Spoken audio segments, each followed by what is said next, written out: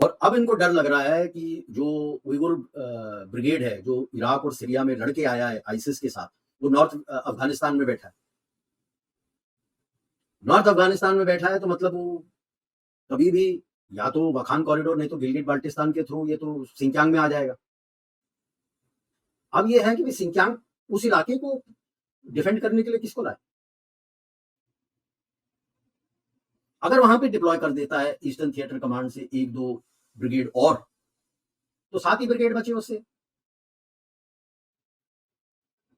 तो या इसके होने से पहले क्या हम पे अटैक करेगा, क्या करेगा?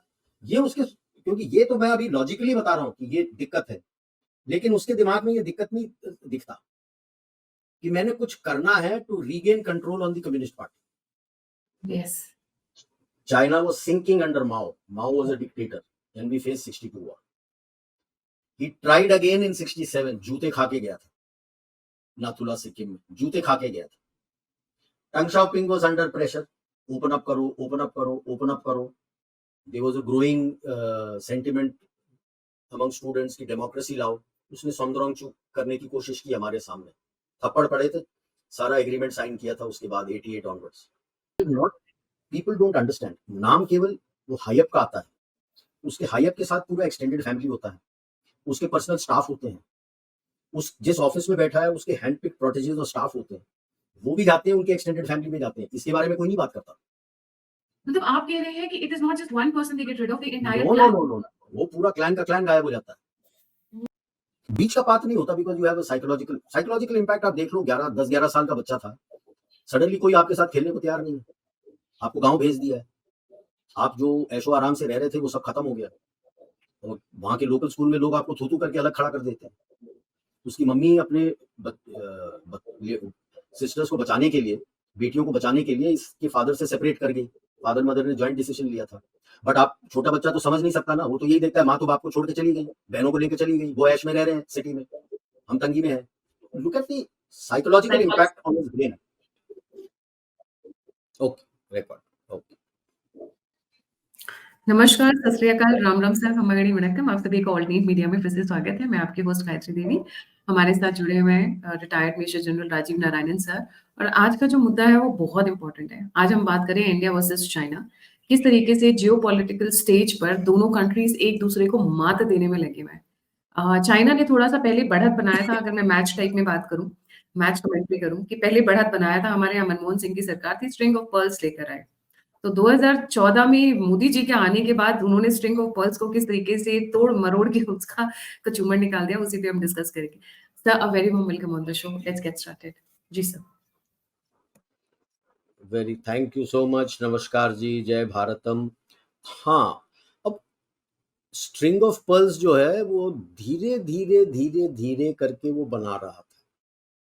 ये शुरू हुआ था जियांग ज़ेमिन के सेकेंड टर्म से, फिर हू जिनटाओ के साइन काफ़ी हुआ, और 2017 तक तो मतलब आप सोचो कि शी जिनपिंग ने, मैंने एक पे आर्टिकल भी लिखा था जिसमें शी जिनपिंग को मैंने एम्परर टाइप दिखाया था कि लाइक एन एम्परर, क्योंकि जब वो पहला बीआरआई फोरम हुआ था, आप देखिए कितने राष्ट्र के रिप्रेजेंटेटिव्स वहां पहुंचे थे, और वहां से जो पासा उल्टा पड़ा है तो उसके बारे में बात करेंगे। लेकिन अभी लोगों को समझाने के लिए अगर वो स्लाइड अपलोड कर दें, मैं समझाता हूँ।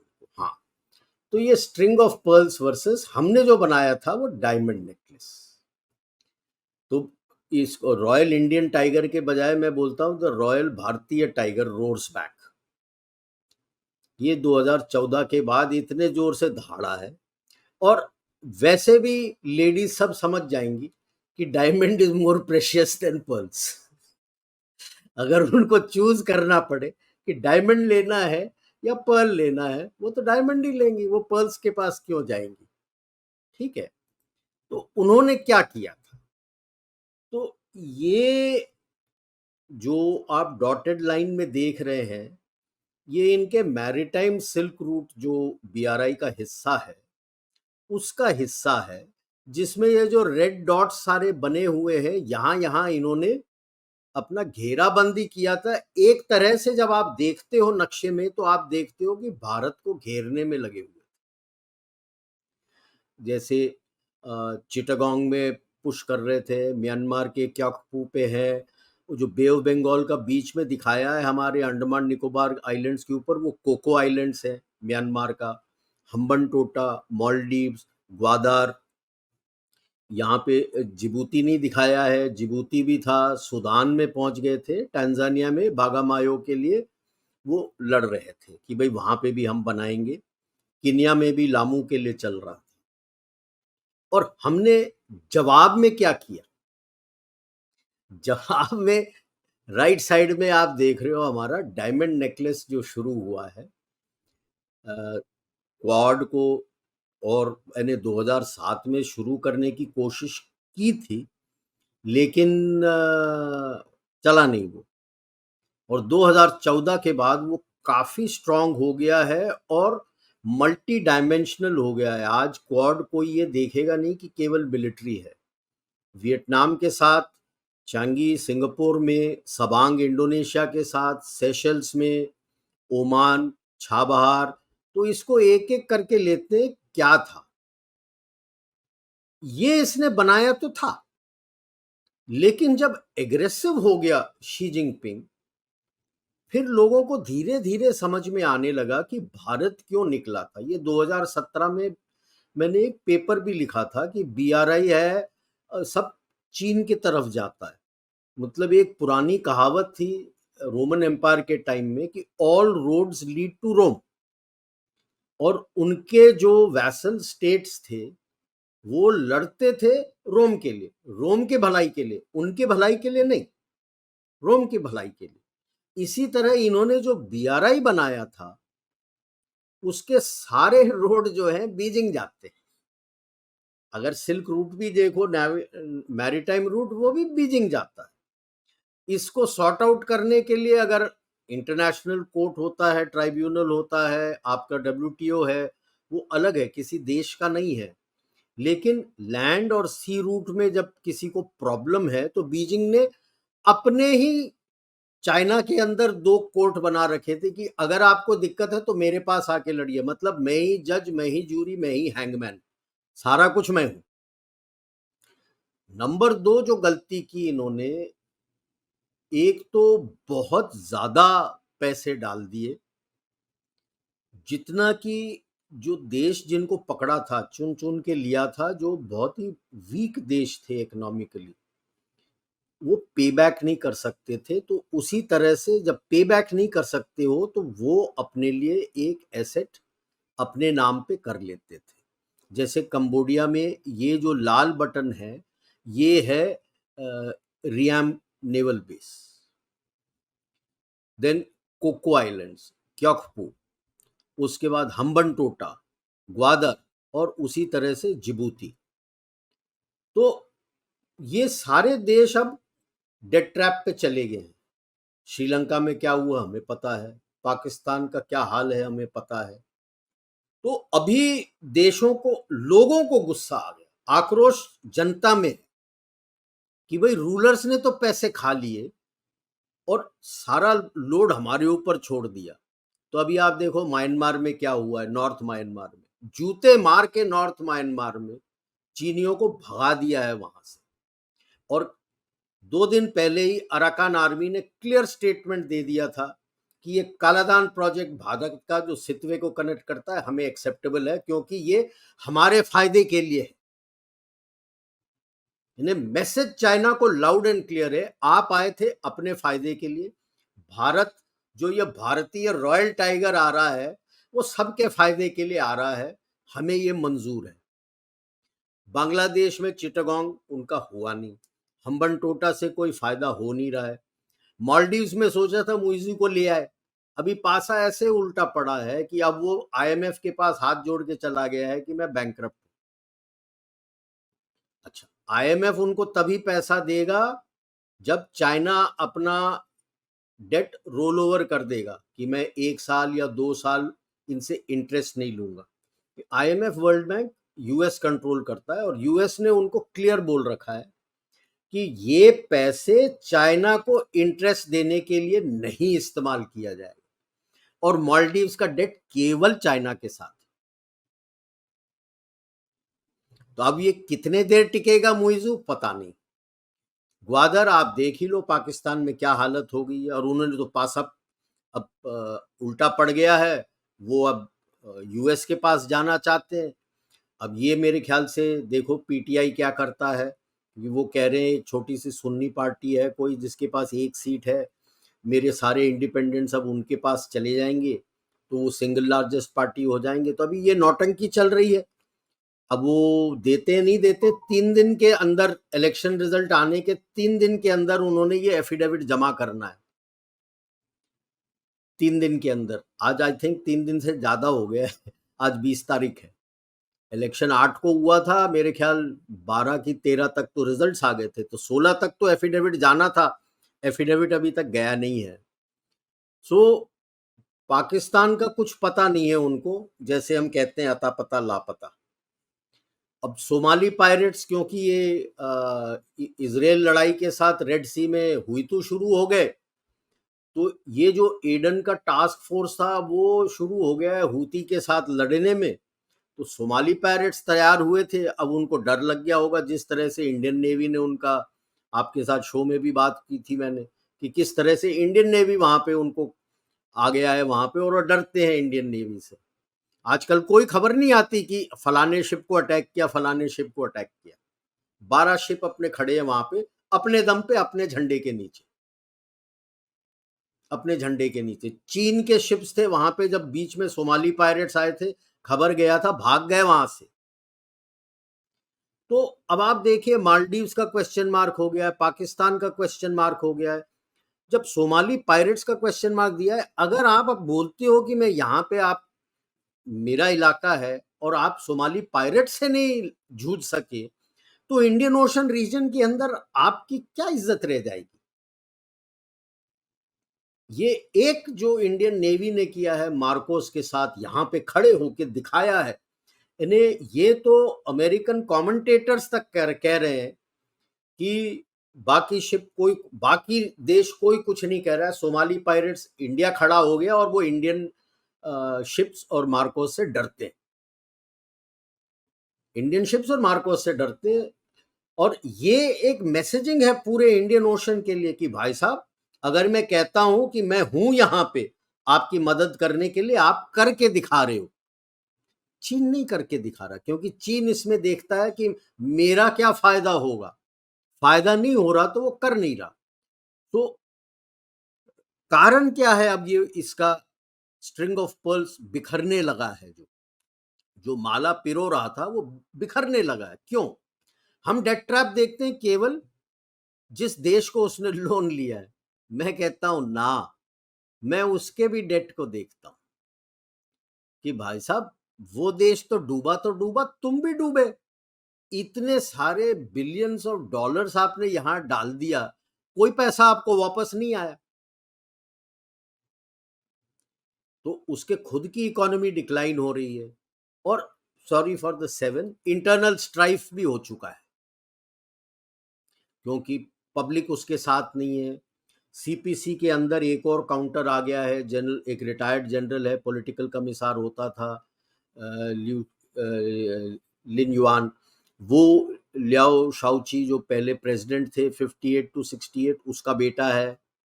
उसको माओ ने जेल में डाल के मरवा दिया था। अब इसने सबको इकट्ठा कर लिया है, और सारे प्रिंसलिंग्स जो इसके खिलाफ हैं सारे इकट्ठे हो गए, और वो बोल रहे हैं कि हमें, अब सीपीसी भी डर रहा है, क्योंकि वो कह रहे हैं कि हमें सीपीसी भी नहीं चाहिए।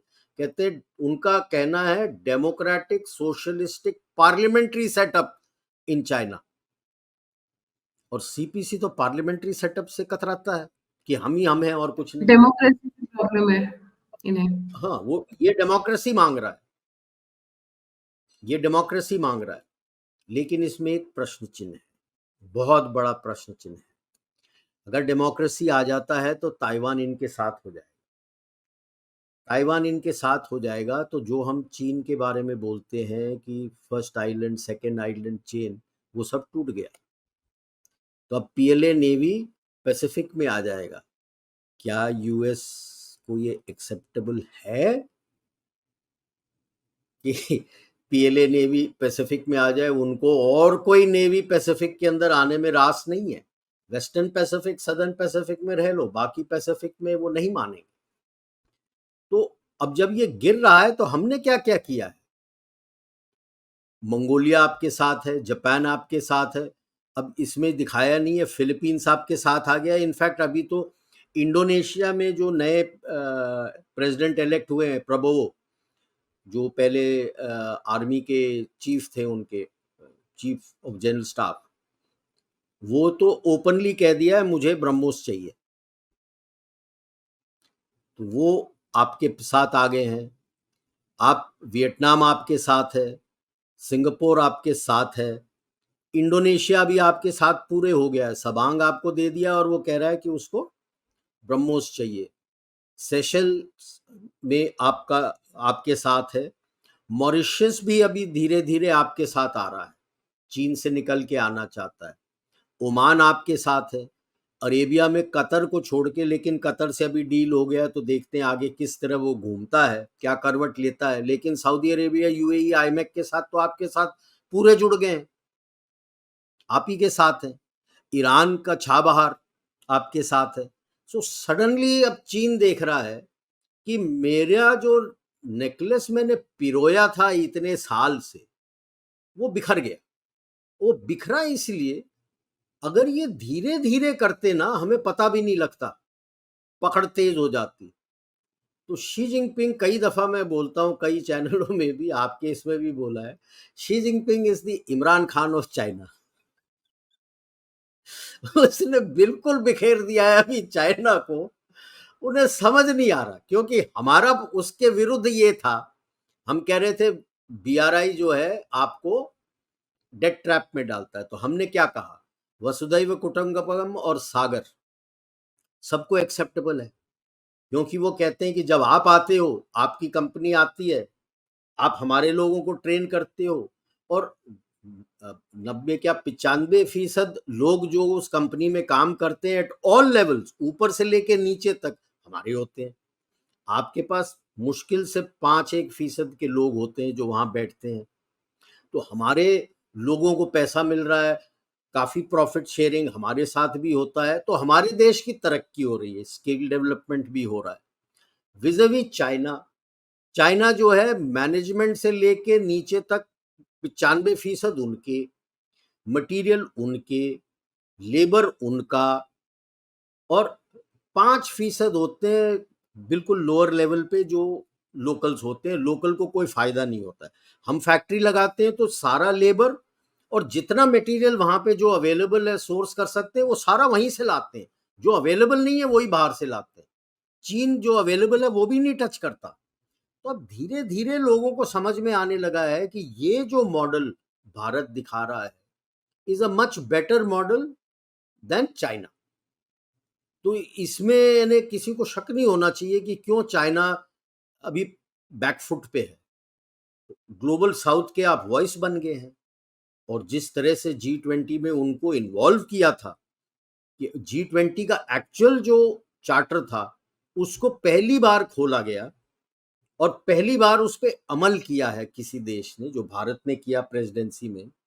और उसमें अपने सारे थीम्स निकाल के सारे G20 वगैरह में सारे ग्लोबल साउथ से लिया कि आपको क्या चाहिए क्या नहीं चाहिए। बिकॉज G20 का है फॉर डेवलपमेंट ऑफ वर्ल्ड, उसके बारे में कोई बात नहीं करता था। अब ये हो गया कि ग्लोबल नॉर्थ भी आपके तरफ देख रहा है, इटली और बाकी देश है, फ्रांस, सब आपकी तरफ देख रहे हैं। अभी देखो ये अपना यूके भी चाहता है एफटीए, आजकल तो यू भी खड़ा हुआ है आपके दरवाजे पे, दस्तक दे रहा है कि भाई साहब हमसे एफटीए कर लो, बातचीत कर रहे हैं। So that is why IMF और ग्लोबल अपने आईएमएफ और वर्ल्ड बैंक कहते हैं कि ग्लोबल इकोनॉमी भारत पे डिपेंडेंट है आज। जिस तरह से आप काम कर रहे हैं, जिस तरह से, क्योंकि हम जो इकोनॉमी थे, पहले भी बताया था मैंने, हम किसी के एड के कारण बड़े नहीं, हम अपनी दम पे कर रहे हैं ये। हमें कोई मुफ्त के एड वगैरह नहीं दिया, जैसे चाइना को दिया या जापान को या साउथ कोरिया को या यूरोप को, यूएस ने, और बाद में यूएस ये यूरोप ने इन सबको दिया। हमको किसी ने कुछ नहीं दिया, हम अपने दम पे लड़के बढ़ रहे हैं, और ये उनको दिक्कत होता है, बहुत ज्यादा दिक्कत हो रहा है कि अब धीरे धीरे ग्लोबल नॉर्थ भी कह रहा है कि यार हमारा हाथ बटाओ, हमें हाथ पकड़ो। तो अब ये जो आपका डायमंड नेकलेस है, जो अभी मैंने रीजन में दिखाया है, आने वाले दशक में ये वर्चुअली पूरा आपका यूरेशियन और अफ्रीकन लैंडमास है ना, इसमें पूरा फैल जाएगा, क्योंकि अफ्रीका भी तैयार है आपके दरवाजे पे as part of Global South कि हमको हेल्प करो। आप देख लो किस तरह से सऊदी अरेबिया और यूएई, ओमान और कुवैत वगैरह ने आईमेक को गले लगाया है। कतार भी अभी आ जाएगा लाइन पे, वो भी कतार में आ जाएगा कि भाई आईमेक से हमको मदद दो। देखो आईमेक में मिडल ईस्ट के बाद यूरोप है, यूरोप तो बाद में आता है, मिडल ईस्ट पहले आता है, जो हम वेस्ट एशिया कहते हैं। और वेस्ट एशिया को आपने जो सेल किया है आइडिया, जो उन्हें पसंद है कि डाइवर्सिफाई करो, आप जो तेल के ऊपर इकोनॉमी है कितना चलेगा। चीन ये नहीं बोलता, अंतर ये है, इसीलिए तो उसने जो पिरोया था नेकलेस वो टूट के बिखर रहा है, क्योंकि वो ये भाषा नहीं बात करता कि आपको क्या चाहिए, चलो हम आपकी मदद करते हैं, क्या करना चाहते हो। आप देख लो इट्स जैसे टोटली सेल्फ। यस, अफगानिस्तान का भी देख लो, तालिबान आपके साथ क्यों है, क्यों कहता है कि नहीं नहीं नहीं मेरे को भारत चाहिए। हमारे जितने भी प्रोग्राम थे बॉटम अप गए हैं, लोगों से पूछा गया है कि आपको क्या चाहिए, और उसको फंडिंग किया है।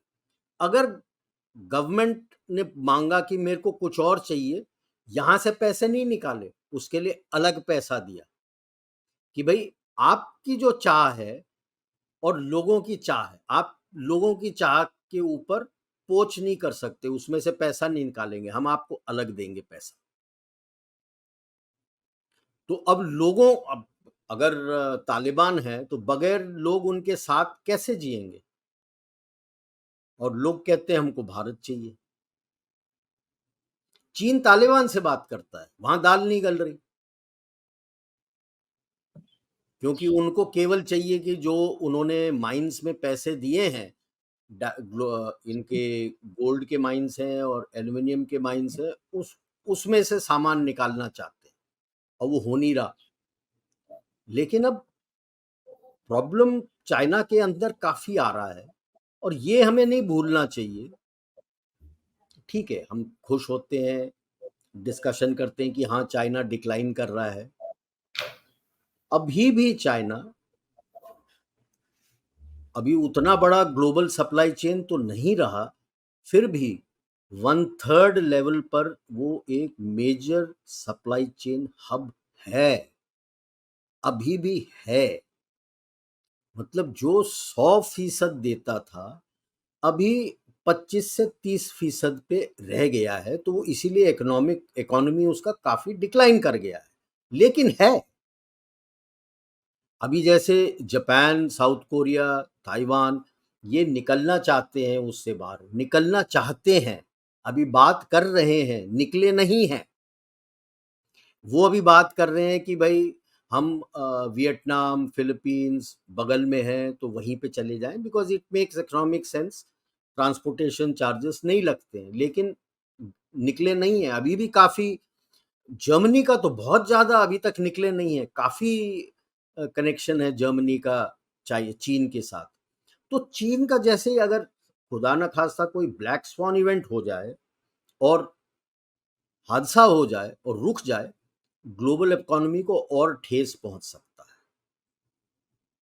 और खास करके हमारे फार्मास्यूटिकल्स को। ये बात अलग है कि एपीआई बनाने का हम रॉ मटेरियल इंडिया से जाता है, मगर एपीआई बनता तो चीन में है, जिसको हम मेडिसिन में यूज करते हैं। तो हमें अभी से ही सोचना है कि हम कितने जल्दी अपना डिपेंडेंसी चाइना से निकाल के डाइवर्सिफाई कर लें, इंडिया में भी कर लें, आसपास के रीजन के साथ भी कर लें। डाइवर्सिफिकेशन बहुत ज़रूरी है to prepare for that day कि ब्लैक स्वॉन इवेंट। अब ये काफ़ी जगह ये बातचीत होने लगी है कि शायद की बात नहीं है, it's not if, it is when. Right. When कब हो जाए, तो जी। उसकी तैयारी हमको अभी से कर लेनी चाहिए। ध्यान से हम अपना डाइवर्सिफिकेशन करें, ताकि ये मैं नहीं कहता कि बिल्कुल ही पूरा हो जाएगा। अगर कुछ परसेंटेज भी हम डाइवर्सिफाई कर गए हैं तो उसको धीरे धीरे बिल्डअप कर सकते हैं, और उतना ज्यादा इम्पैक्ट हमारे इकोनॉमी को नहीं हो। तो ये इसमें एक कहना था एंगल, मेरा। एक पॉइंट ऑफ व्यू, एक पॉइंट और है कि इन्होंने बनाया था single pearl, single level of string of pearls.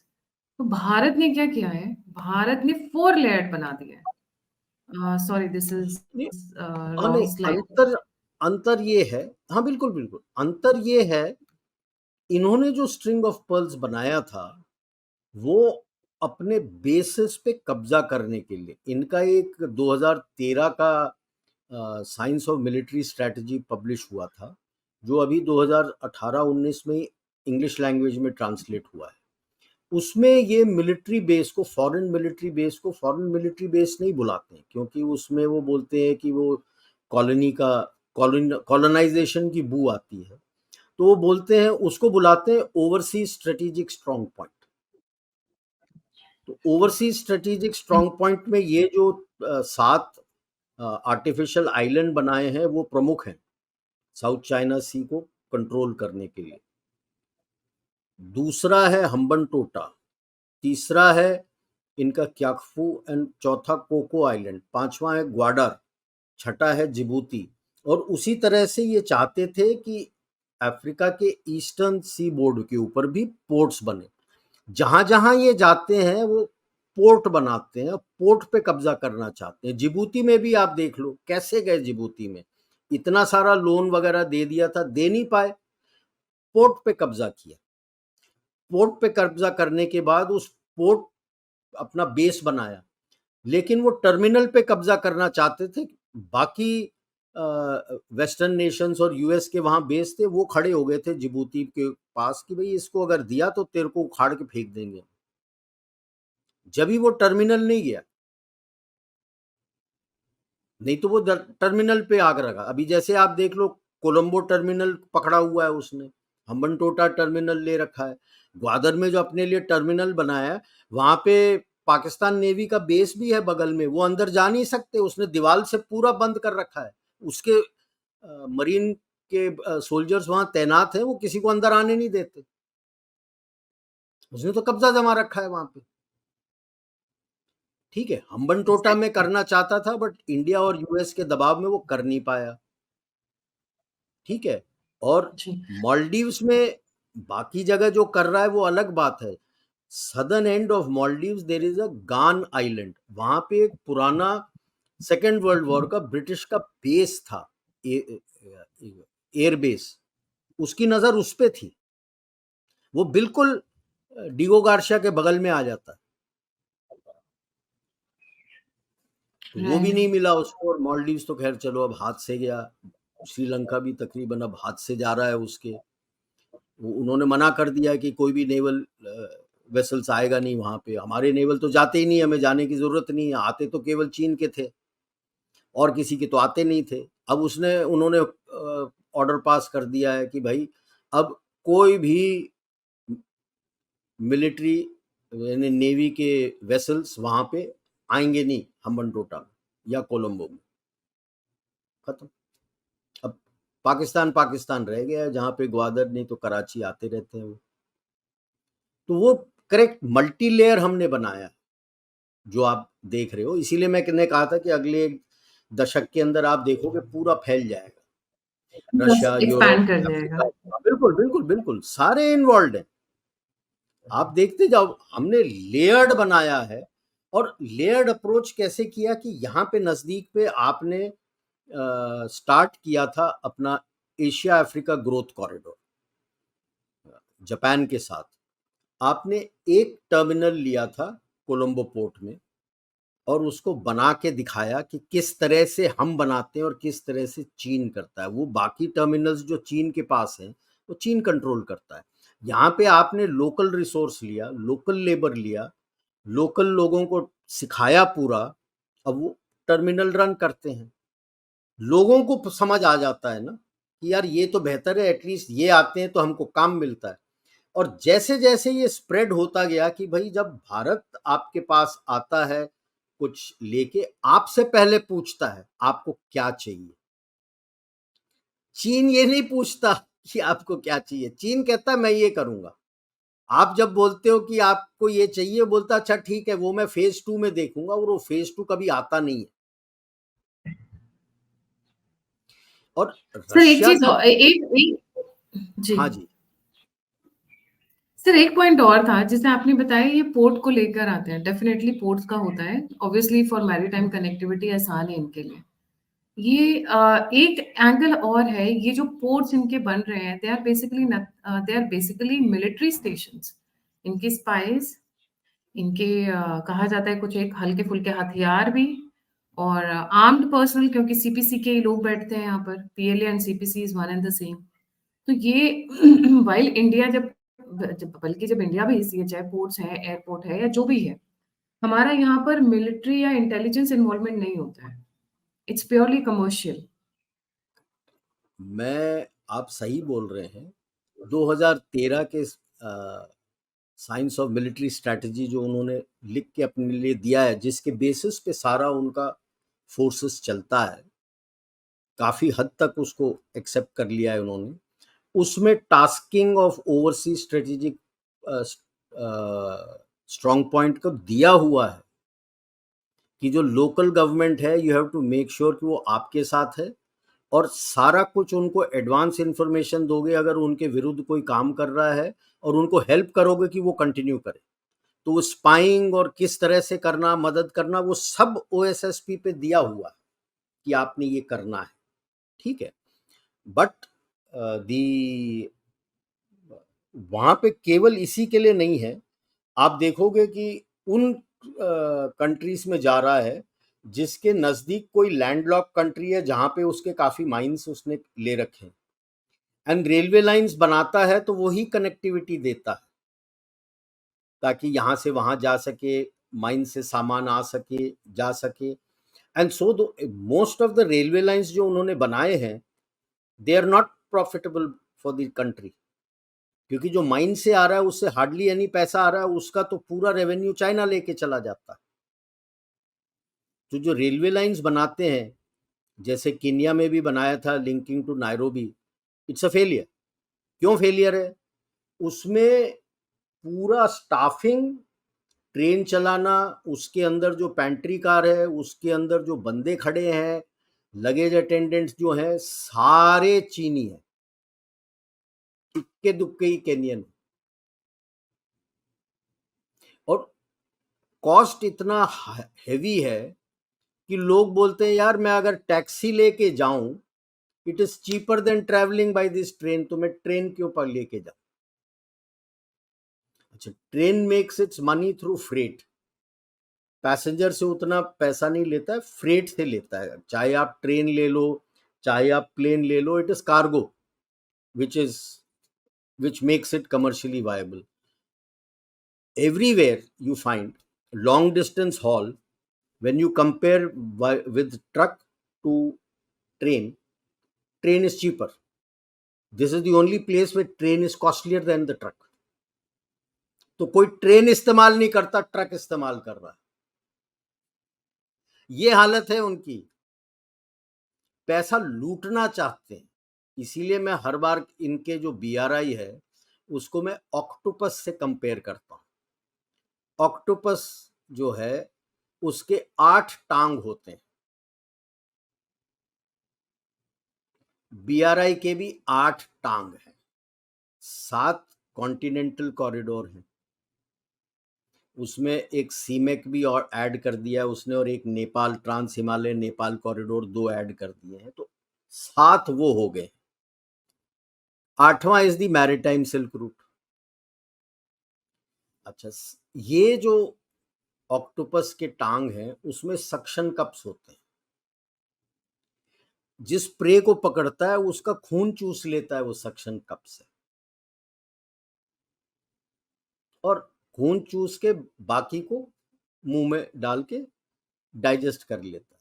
अब आप चीन को देखें, जितने ये बीआरआई जहां जहां इसने सक्शन कप डाले, प्रॉपर सक्शन कप है, उस देश के इकोनॉमी को पूरा चूस लेते हैं। तो मैं हर बार बीआरआई को ऑक्टोपस ही बोलता हूँ कि ये भैया ऑक्टोपस है, बच के रहो। सो अब लोगों को समझ में आ गया है, तो अब सब चुप हो गए हैं। अब कोई बीआरआई की बात ही नहीं करता, चीन भी बीआरआई की बात नहीं करता है। सबसे बड़ी गलती इसने की थी कि 2018 में 17 के पहले बीआरआई फोरम के बाद 2018 मार्च में इसने बीआरआई को चाइना के कॉन्स्टिट्यूशन में लिखवा दिया that this will be the engine for the economic growth of China.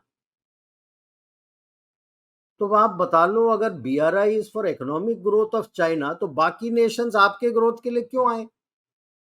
तभी घंटा बज जाना चाहिए था कि भाई हमारे पास आ रहा है for his economic growth, not for my economic growth. और जिस तरह से उन्होंने काम किया, अब तो लोगों को समझ में भी आ गया है। पहले समझ जाना था, समझदार को कहते हैं इशारा काफी होता है। भारत ही समझदार निकला, मना कर दिया था। तब तो यूएस और सब कुछ बोल रहे थे you are missing, you are missing. अब सारे चीख रहे हैं कि यू आर राइट। नहीं, कांग्रेस उस वक़्त पार्ट लेना चाहती थी, बट पता नहीं क्या हुआ था जो हो नहीं पाया था, समथिंग हैपेंड इन बिटवीन। नहीं, the Congress wanted to be MEA, यार। MEA and the trade, the commerce ministry and all were not in favor of that. Same is with RCEP. RCEP मतलब आप दुकान खोल रहे हो, पूरा आप अपने सारे दुकान खोल रहे हो चीनियों को डंप करने के लिए। अब RCEP वहां पे क्या हुआ है, अभी जो बोल रहा था, इन्हें सिंगापुर का मिनिस्टर भी आया था, एक अटेंड किया था मैंने कॉन्फ्रेंस दिल्ली में, जहां वो बोल रहा था यू आर मिसिंग। तो मैंने उससे केवल एक ही पूछा, आप बता दो मेरे को, आप आरसेप में हो, आप बता दो आप आरसेप में हो, आपने क्या फायदा पाया है? तो जवाब नहीं दे पाया कि भाई आप आरसेप आरसेप बोल रहे हो, आप क्या फायदा मिला है आपको, या आसियान किसी भी आसियान देश को क्या फायदा मिला है? उनको एक एग्जाम्पल दिया था मैंने, वियतनाम का।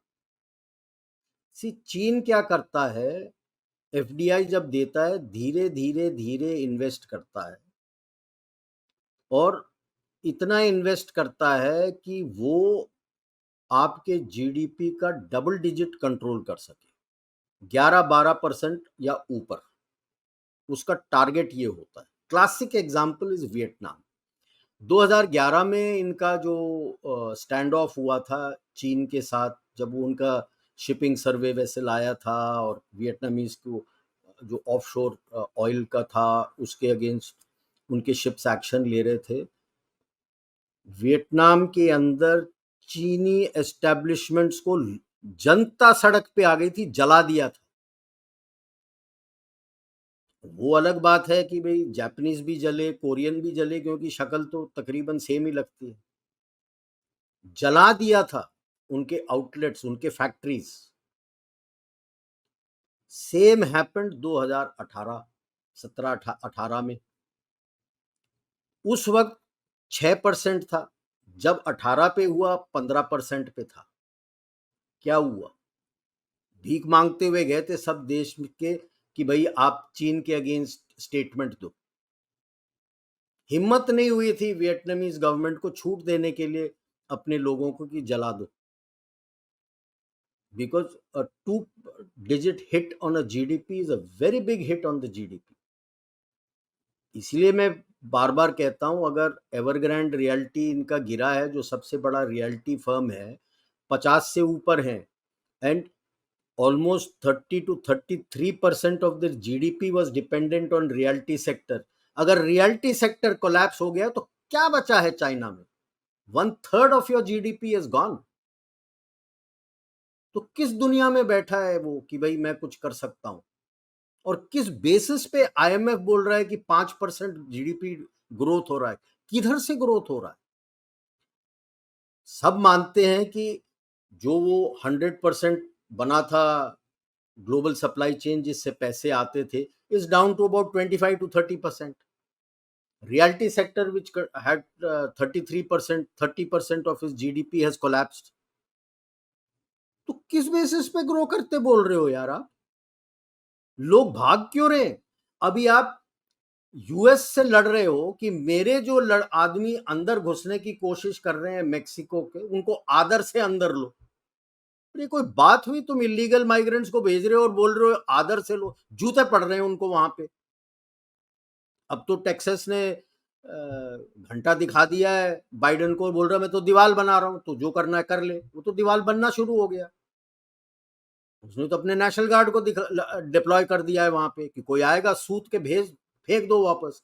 वो रो रहे हैं कि हमारे बंदों को तो एटलीस्ट आदर से अंदर लो। अरे क्यों ले तुम्हारे बंदर को आदर से? क्यों ले? तो ये दर्शा रहा है कि लोग भाग रहे हैं वहां से। क्यों भाग रहे हो? अगर आप इतना ग्रो कर रहे हो 5%, देखो, अगर आप बोलते हो कि आपका $18 ट्रिलियन का जीडीपी है, 5% growth is also hell of a lot of growth.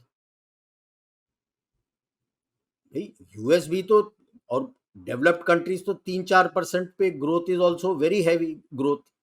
आप अपने आप को डेवलप्ड बोलते हो 18 ट्रिलियन की इकोनॉमी है मेरी, और 5% ग्रोथ पे आपके बंदे भाग रहे हैं। तो 18 ट्रिलियन कहाँ है आपके? मतलब 18 क्या, आपके तो 5 या 7 भी नहीं होंगे। इतना कोलैप्स हो गया होगा। वो बैम्बू कर्टन नहीं, वो तो पूरा एक लेड कर्टन डाल के रखा है। जैसे पहले बोलते थे हम कोल्ड वॉर में, आयरन कर्टन जो सोवियत यूनियन ने बना रखा है, ये तो पूरा लेड कर्टन बना रखा है कि थोड़ा सा रेडिएशन भी बाहर ना निकले, पता लग जाए लोगों की हमारी क्या हालत हो रही है। सो अब उस हालत में क्या ये स्ट्रिंग ऑफ पर्ल्स कर सकता है, that's a different issue. But yes, a sinking China under a dictator is a big threat for security. Yes. China was sinking under Mao. Mao was a dictator, and we faced 62 war. He tried again in 67. जूते खा के गया था नाथुला सिक्किम में, जूते खा के गया था। Deng Xiaoping was under pressure. Open up करो, open up करो, open up करो। There was a growing sentiment among students की डेमोक्रेसी लाओ। उसने सोमदोंगचू करने की कोशिश की हमारे सामने, थप्पड़ पड़े थे। सारा एग्रीमेंट साइन किया था उसके बाद 88 ऑनवर्ड्स कि नहीं नहीं नहीं नहीं नहीं, we should leave it for future generations. अब गलवान में और डोकलम में उसको थप्पड़ पड़ चुका है, और उनकी इकोनॉमी सिंक हो रही है, और वो डिक्टेटर है। So our guard should be up. हम गार्ड नीचे नहीं डाल सकते कि भाई चाइना सिंक कर रहा है। यस, चाइना सिंक कर रहा है। Sinking dictator ruled country which is sinking is dangerous for security of the region, क्योंकि इनके फितरत में है जब ये डिक्लाइन होता है बाहर बाहर हाथ पैर मारते हैं। और इसका तो आइकन माओ है, एंड ही रियलाइजेस कि 62 वॉर में जीतने के बाद माओ रेजरेक्टेड हिमसेल्फ इन सीपीसी। उसके बाद तो जितने भी उसके ओपोनेंट्स थे वो तो कल्चरल रेवोल्यूशन पर्ज में सारे को निकाल दिया। इसने कल्चरल रेवोल्यूशन नाम नहीं दिया, इसने एंटी करप्शन नाम के अपने जितने भी ओपोनेंट्स थे सबको पर्ज कर दिया, मार भी दिया, पता नहीं कितने गायब हो गए। सो इस पे भरोसा नहीं किया जाता। हम बोलते हैं हाँ पीएलए काफी वीक है, yes it is weak, but वो फेंकेगा। डूबते को तिनके का सहारा। राइट। बहुत इंटरेस्टिंग है sir, but let's see how it goes. I think towards India तो मुश्किल है, बट वो शायद टटोल रहे हैं, जिसको बोलते हैं ना एक checking the pulse kind of thing, Bharat की नहीं, वो तरफ भी और ताइवान अंदर की भी तरफ भी। करेगा ना, अंदर भी करेगा। आपके अंदर अंदर से भी तो काफी उसके पैसों के साथ लोग हैं, खड़े हैं ना। Khalistan is one example right now going on. Yes, ये एक बड़ा अच्छा लिखा है एनसी, आपको भेजता हूँ मैं, मेरे पास है। एनसी बिपिंद्रा ने, he has tracked the Chinese influence operations in India, Bharat के अंदर, और उनके एनालिसिस के मुताबिक ऑलरेडी 10,000 करोड़ खर्च कर चुका है इंडिया के अंदर, लोगों को, सिस्टम्स को, पॉलिटिशियंस को, थिंक टैंक्स, न्यूज़पेपर्स खरीदने के लिए, राइट। और उनको पैसे देते हैं, पैसे मिलते हैं उनको। आप सिंपल देख लो, जब शी जिनपिंग थर्ड टर्म लेके आया था, कौन कौन से न्यूज़पेपर्स थे जो सेंटर पे डबल पेज कलरफुल एड और welcome and thank you note डाला था, एंड यू जी। नो पैसे किसने दिए। जी, बिल्कुल सही। तो सबसे सबसे डेंजरस ये बात ये लोग डेमोक्रेसी की करते हैं, भारत में डेमोक्रेसी की वो प्रमोट करना चाहते हैं, कम्युनिस्ट पार्टी इनको सपोर्ट करती है, बट ये सबसे ज्यादा डिक्टेटर्स एंड ऑप्रेसर्स ऑफ डेमोक्रेसी हैं। इनके लीडर्स कहाँ गायब हो जाते हैं, उनकी किडनी, लिवर, लंग्स कहाँ कौन से बॉडी पार्ट में जाती है, nobody can even trace it, it is to that it level. Is not, people don't understand, नाम केवल वो हाईअप का आता है, उसके हाईअप के साथ पूरा एक्सटेंडेड फैमिली होता है, उसके पर्सनल स्टाफ होते हैं, उस जिस ऑफिस में बैठा है उसके हैंड पिक प्रोटेजेस और स्टाफ होते हैं, वो भी जाते हैं, उनके एक्सटेंडेड फैमिली में जाते हैं, इसके बारे में कोई नहीं बात करता। मतलब आप कह रहे हैं कि it is not just one person they get rid of the no entire no clan. No no, वो पूरा क्लैन का क्लैन गायब हो जाता है। Oh my goodness! ये तो सिर्फ चाइनीज़ मूवीज़ जो मेरे ख्याल से जब नॉर्थ कोरिया तक में या साउथ उसके कोरिया में क्लैन रिलीज़ के, आती है। जब तक उसके एक्सटेंडेड फैमिली के बंदे उसके विरुद्ध नहीं खड़े होते वोसिफेरसली, वो चले जाएंगे। माओ दिस ने इज़ इतना नहीं किया जितना इसने किया है,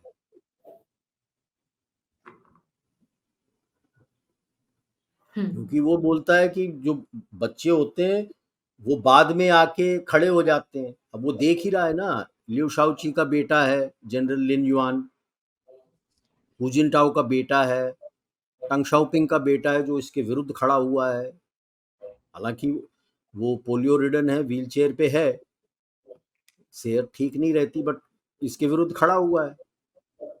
तो उसको, जो पुराने लोग थे उन जिनको निकाला था, उनके बच्चों से उसको बिल्कुल कोई पसंद, बट ये खुश खुद भी नहीं तो है। वही है ना, इसके फादर भी तो I remember you told me the story, इसके फादर को सी ट्रीट किया गया दो था एंड ही देखो, रोज़ अप दो तरह के सही लोग होते हैं जब कोई इस तरह से ट्रेजेडी के थ्रू जाते हैं। यू हैव ऑब्वियसली, बच्चा था ये, तो साइकोलॉजिकल इम्पैक्ट बहुत हुआ। दो टाइप के उसमें जब आप देखते हो, तो मेरे हिसाब से दो तरह के होते हैं। एक जो कहता है बड़े होके मैं अगर पोजीशन में पहुंचूंगा तो ऐसी चीज दोबारा रिपीट ना हो, मैं कि मैं जो सफर किया हूं दूसरे ना करें। दे बिकम और मोर ये सिम्पैथेटिक। दूसरा होता है, अच्छा मैं इससे बड़ा दादा हूं, मैं बताता हूं कैसे कर सकते हैं, और मोर उससे क्रूअल डबल मतलब करता है। Extreme and. बीच का पात नहीं होता, because you have psychological impact. आप देख लो, 11 10 11 साल का बच्चा था, सडनली कोई आपके साथ खेलने को तैयार नहीं है, आपको गांव भेज दिया है, आप जो ऐशो आराम से रह रहे थे वो सब खत्म हो गया, और वहाँ के लोकल स्कूल में लोग आपको थू थू करके अलग खड़ा कर देते हैं। उसकी मम्मी अपने बच, बच, सिस्टर्स को बचाने के लिए, बेटियों को बचाने के लिए इसके फादर से सेपरेट कर गई। फादर मदर ने जॉइंट डिसीजन लिया था। बट आप, छोटा बच्चा तो समझ नहीं सकता ना, वो तो यही देखता है माँ तो बाप को छोड़ के चली गई, बहनों को लेकर चली गई, वो ऐश में रह रहे हैं सिटी में, हम तंगी में हैं। Look at the psychological psychologist impact on his brain. The hmm, only friend he had was, जिसको वो ब्लड ब्रदर बोलता है, जो अभी अंडर अ क्लाउड है, मीटिंग्स वगैरह अटेंड नहीं कर रहा है, वाइस चेयरमैन है सीएमसी का, उसको सेकेंड टर्म दिया था despite crossing retirement age, Zhang Youxia, जो ली शांगफू का मेंटर था, जो पुराना डिफेंस मिनिस्टर जिसको निकाल दिया था, वो उसका ब्लड ब्रदर है, क्योंकि यही उसके फादर को भी पर्ज किया था, तो ये दोनों इकट्ठा रहते थे। And yet now he is under a cloud. Anti corruption में उनके पीछे गया तो वो भी क्लाउड में आ गया। एक स्टेटमेंट निकला था that he is cooperating with the inquiry, but अगर आप इक्विपमेंट डेवलपमेंट डिपार्टमेंट को इंक्वायरी में ला रहे हो तो इक्विपमेंट डेवलपमेंट डिपार्टमेंट तो इसने खड़ा किया था। उसके पहले जनरल आर्मामेंट डिपार्टमेंट का बॉस था। 2016 में जब 15 दिसंबर में जब आप तोड़ के उसको 15 डिपार्टमेंट्स कमीशन ऑफिस बनाए थे जिसमें इक्विपमेंट डिपार्टमेंट डेवलपमेंट था, तो छांगयोशिया ने खड़ा किया था। तो अगर इक्विपमेंट डेवलपमेंट डिपार्टमेंट को आप एंटी करप्शन में पकड़ रहे हो, तो मैं तो पिछले साल से कह रहा हूँ छांगयोशिया कैसे बच सकता है, उसने तो खड़ा किया था। इसी के नुमाइंदे तो सारे भरे हुए थे। उन नुमाइंदों को अगर पकड़ रहे हो तो बड़ा फिश तो ये है एक्चुअली। अब राइट। वो कैसे अरेस्ट करे, बचपन का लिंक है। हम्म। तो अभी बहुत दिक्कत में है शी जिनपिंग, काफी दिक्कत में है, राइट। इसलिए मैं कह रहा हूँ बच के रहना। वो किधर अटैक करेगा हमें कुछ नहीं पता। हम सोचते हैं कि शायद भारत पे अटैक न करे, वो शायद है। अब इस तरह के विकृत सोच के बारे में आप किस तरह से अनुमान लगा अभी सकते हो? न्यूज़ में आनी शुरू हुई sir that he has got cancer, वो उसकी वजह। अच्छा, एक सर एग्जांपल मैं भी देना चाहूँगी। आपने प्रोस्टेट कैंसर करके वो नर्स ने बोला था, एक ही नर्स ने, प्रोस्टेट कैंसर इज नथिंग। तो ओके। प्रोस्टेट काट के निकाल देंगे, अर्ली स्टेज में पता लग गया ना उनको, तो काट जी, के निकाल दो, कीमोथेरेपी में ठीक हो जाएगा, दैट इज नथिंग। जी। अभी जैसा आपने बताया कि जब इंसान, मैं भी ये वाली बात कई कई बार बोलती हूँ कि 2 तरीके से रिएक्ट करता है, या तो एक्सट्रीमली सिम्पैथेटिक हो जाते हैं। We have Modi ji an example of that, he also struggled in his childhood. Yes, या फिर एक्सट्रीमली विशियस हो जाते हैं, जैसे we have Xi Jinping now. Yes. इन्हें when you go through tough times you can swing either which way. Either way. Right. Either you से कि ठीक है यार, मैं ऐसे किया, मैं अपने आप को काबिल बनाता हूं और आगे इस तरह ना हो बाकी लोगों के साथ, मैं सफर किया ठीक है, आगे ना हो उसके लिए मैं नींव बनाता हूं। And one prime example is Modi ji, कि भाई बचपन में काफी टफ टाइम्स में गया है, so now he is looking after the economically weaker section. He is not looking at कि ये यस। मुझे वोट किया है या ये किस कौम का है, ये किस कास्ट का है ना, he is an economically weaker section, उसको हेल्प करना। दूसरे तरफ आप देखो, ये चैंपियन है। अच्छा, मुझे तड़पाया, मैं बताता हूँ तड़प क्या होती है, सबको तड़पाऊंगा। कोई मेरे साथ खड़ा नहीं हुआ था, मैं देखता हूँ तुम मेरे साथ नहीं थे, मैं सॉर्ट आउट करता हूँ तुमको। नहीं, वो दूसरे तरफ की विकृत सोच हो जाती है। तो अब सोच सोच की बात है, और इस तरह की जो शी जिनपिंग की सोच है उसमें आपको कुछ नहीं पता वो किधर हाथ मारेगा। जापान जाएगा या ताइवान आएगा या साउथ चाइना सी में फिलीपींस से भिड़ जाएगा या वियतनाम से भिड़ेगा या हमारे साथ भिड़ जाएगा। अब उसके प्रॉब्लम मैं बताता हूँ क्या हो रहा है, सोचो। इसने ताइवान को प्रेशर डालने के लिए जिलिन, जो ईस्ट कोस्ट के पास है, काफी सारी फौज वहां पे इकट्ठी कर ली है उसने, कि भाई अटैक करने के लिए मैं तैयार हूं। अभी हमारे साथ लड़ने के लिए उसके पास दो ग्रुप आर्मी है, जो हम कोर बोलते हैं, तो दो ग्रुप आर्मी है जो वेस्टर्न थिएटर कमांड के पास है, 76 77। ओके। जो तिब्बत मिलिट्री डिस्ट्रिक्ट है उसमें 3 कंबाइंड आर्म्स ब्रिगेड है उसके पास, और सिंकियांग मिलिट्री डिस्ट्रिक्ट में 4 डिवीजन, 2 उरुमची के आसपास हैं और 2 नीचे काशगर होतांग के पास है। जो काशगर होतांग के पास जो डिवीजन है वो तो आपने ईस्टर्न लद्दाख में डिप्लॉय कर दिया, तो वो तो वहां फंस गए। अब तिब्बत, अब जब हम बाकी एलएसी में लगाने लगे तो तिब्बत मिलिट्री डिस्ट्रिक्ट के 3 कम पड़ते थे। 3 और आपने, यानी जो 2 ग्रुप आर्मी है उसमें 6 और 6 12 कंबाइंड आर्म्स ब्रिगेड्स हैं, उसमें से आपने 3 निकाल के यहाँ पे डाल दिए ताकि पूरा एलएसी कवर हो जाए। ये भी अभी जम गए हैं, निकाल नहीं सकते। जो 2 डिवीजन ऊपर उरुमची में है वो तो निकाल ही नहीं सकते, और वहां पे जो पीएपी है वो निकाल ही नहीं सकते, क्योंकि वो तो आपके री एजुकेशन कैंप चलाते हैं। और अब इनको डर लग रहा है कि जो उइगुर ब्रिगेड है, जो इराक और सीरिया में लड़ के आया है आईसिस के साथ, वो नॉर्थ अफ़गानिस्तान में बैठा है। नॉर्थ अफ़गानिस्तान में बैठा है तो मतलब वो कभी भी या तो वाखान कॉरिडोर, नहीं तो गिलगिट बाल्टिस्तान के थ्रू ये तो सिंकियांग में आ जाएगा। अब ये है कि भाई सिंकियांग उस इलाके को डिफेंड करने के लिए किसको लाए? अगर वहां पे डिप्लॉय कर देता है ईस्टर्न थिएटर कमांड से 1-2 ब्रिगेड और, तो 7 ही ब्रिगेड बचे उससे।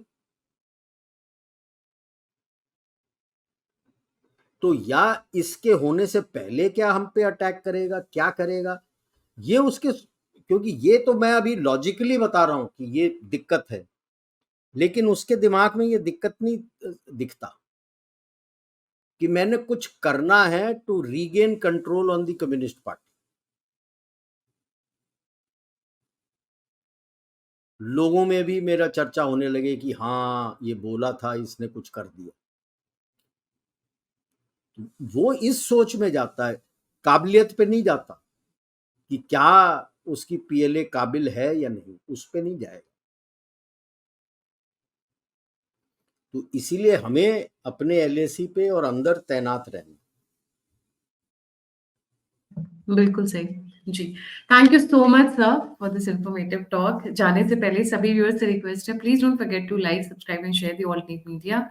अगर आप कंट्रीब्यूट करना चाहते हैं, फीडबैक देना चाहते हैं, मुझसे जुड़ना चाहते हैं, तो सभी के सभी लिंक्स डिस्क्रिप्शन बॉक्स में। इसी के साथ जय हिंद, जय श्री राम, हर हर महादेव। जय भारत। Thank you.